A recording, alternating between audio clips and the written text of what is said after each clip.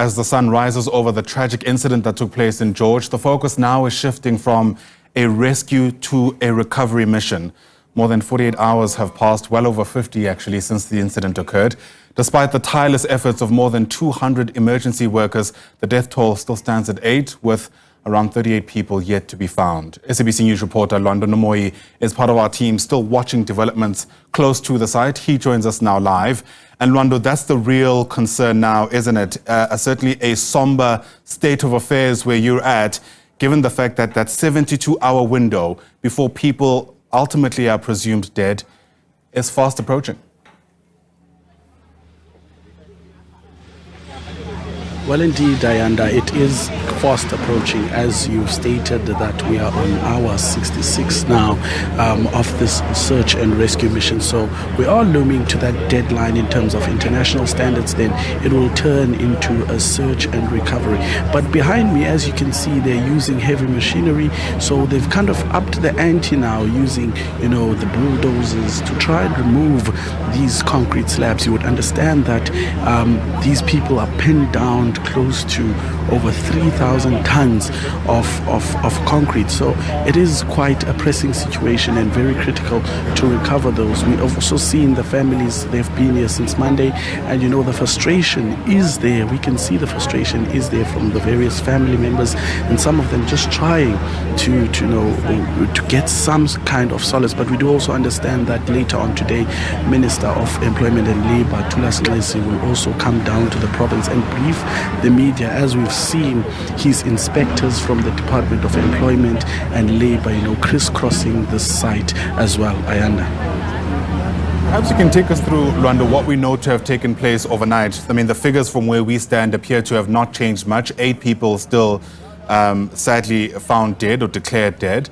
Has there been any kind of effort in at least locating people who are still stuck under the rubble? Well, Ayanda, those efforts still continue in terms of locating people who are still trapped under the rubble, as we've just stated as well, that 8 people are sadly deceased, and we do also understand that 16 are still in a critical condition in hospital. And now we do have the latest update that 81 people were actually on site at the time of the incident. So now for the number of unaccounted people, that has actually risen to 44. There had been reports in the past of information not getting to the affected family members quick enough. I remember the question being posed to Alan Winde, the Premier of the Western Cape, who emphatically pushed back against that perception. Have you had any opportunity to speak to some of these family members? What are they saying about how things have unfolded? Well, indeed, Ayanda, we have spoken to some of them, and information is getting to them on an hourly or 2-hourly basis. They are getting enough information, because we had also had to ask them that question, that are they frustrated in terms of not getting enough information. And as I approach them, they also know the number of people that are unaccounted for. There's a list going around. So at this very moment, although emotions run high, they are updated by the authorities on this side. Yeah, the tactic to get to those who might still be alive, as you've mentioned, has already changed. You spoke about heavy machinery that's now being used. I wonder if, Lwando, you can give us a sense of what is taking place visually there as you explain to us what the strategy is moving forward. I mean, the big concern, of course, is that there are 3,000 tons of concrete that some of these workers have to get through.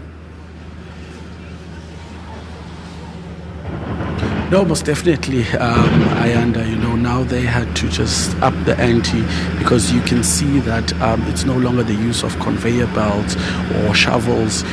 They have to use the heavy machinery, because that 72-hour deadline is looming. So you would understand, as you stated, that it's over 3,000 tons of concrete. So it's quite a lot of ground to cover. As you can see, the structure behind me, this was a multi-story building, with almost 4 to 5 floors. But now it doesn't even have a first floor. So this is really a mountain to climb for rescue workers here. But they have been working for close to 66 hours now, trying to retrieve those that are trapped under this rubble. Ayanda. Yeah, unconfirmed reports, Lwando, about the use of the building as it was being constructed. I mean, we're hearing that It might have been an apartment block with a couple of units. And part of what complicates this effort is that there was quite a massive underground parking, right? Which means as it caved in, some of that material may very well have gone some way beneath the surface of the earth. Indeed, that is correct, Ayanda. With 66 parking bays, it was going to be an apartment block. So you are indeed correct that, it has caved in. Even the picture that we're actually showing you right now, even the heavy machinery that they're using is slightly below ground level. So it is quite a lot to actually remove all of these concrete blocks, and they have got, reinforced steels. So it's quite a mountain to climb and a race against time as well. However, officials are on the ground. We've seen them here, and the community of George as well. We need to give credit to them as well. Trying to assist where they can in terms of deploying volunteers, deploying the machinery if there are construction companies who have machinery to deploy, and to assist in this tragedy. Yeah, until this point, Lwando, we'd been speaking of people in numbers. 44 still missing, 8 have died, 81 were at the site itself. I wonder to what extent the stories around who these people are starting to emerge. Are we getting any sense of who the individuals are, how old they were, what their own kind of connection to this particular structure was? No, most definitely. This is actually the 4th day now these operations have been ongoing, and those that are in hospital and those that are also green or had minor injuries have been identified. But those that are still in critical condition, it's a very sensitive matter, in terms of identifying them. But we had spoken to some of them. I spoke to a construction worker that works here, and he said that one of his cousins, is pinned down under here. But in terms of the names, we don't have that information at the moment. Right, fair enough. Lwando, Nomoyi, thanks very much indeed. An important story, one which we're certainly fixed on throughout the course of the moment when this incident was actually taking place. It's been 4 days, as Lwando has mentioned there, since that structure, that multi-story building caved in, and still there are so many unanswered questions around what exactly happened moments before the structure caved in. I mean, no matter how you see this, we don't live in a country where stories like this happen quite often, as is the case, sadly, in other parts of the world. And so there's going to have to be serious questions asked around what made this particular moment exceptional in that sense.